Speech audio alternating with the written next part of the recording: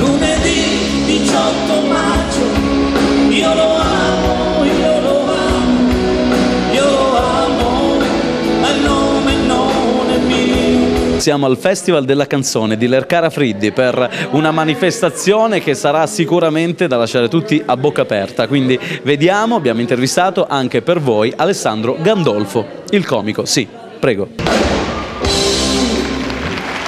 Signore e signori, prima di iniziare volevamo presentare il gruppo dei Griot con Luca Barragato al basso, Tetti Schifano alla batteria, Carmelo San Giorgi alla chitarra, Michele Cantabellotta alle tastiere, abbiamo Antonella Cannata e poi abbiamo Rominerollo. Ma avremo anche un'altra voce che si occuperà di cantare non solo un'altra canzone ma di accompagnarci anche con la chitarra, Franco La Barbera.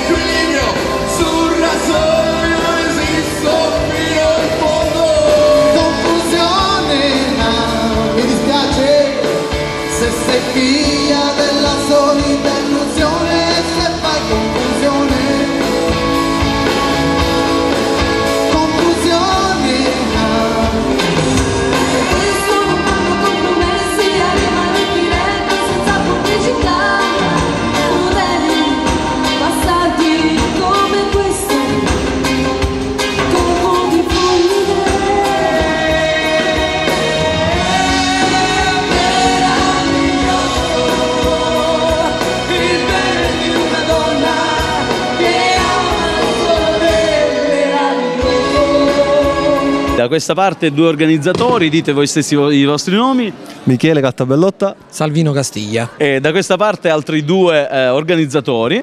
Salvatore Greco, Giuseppe Pecoraro. Salve Assessore, allora lei ha assistito a tutto lo spettacolo, è stato insomma abbastanza contento di tutta la manifestazione, vero? Sì, sono molto contento anche perché il risultato è stato ottimale.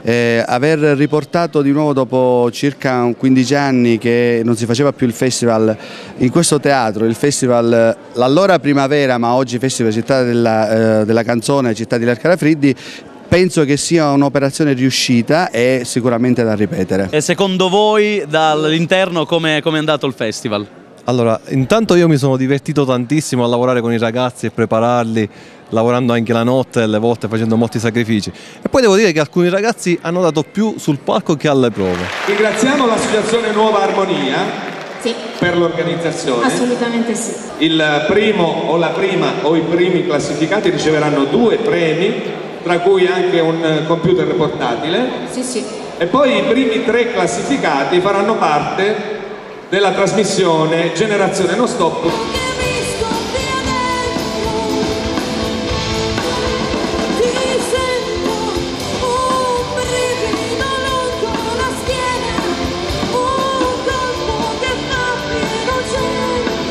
Ragazzi, benissimo a tutti della vostra Amanda. Grazie tesoro. Come sono contento con tutti questi belli uomini maschioni. Scusate il mio non perfetto italiano, attualmente prendo lezioni di lingua dal mio maestro Aldo Biscardi. Lo vuole dentro le cose mutilate dalla foida. Voglio trovare un senso a questa voglia, anche se questa voglia un senso non ce l'ha.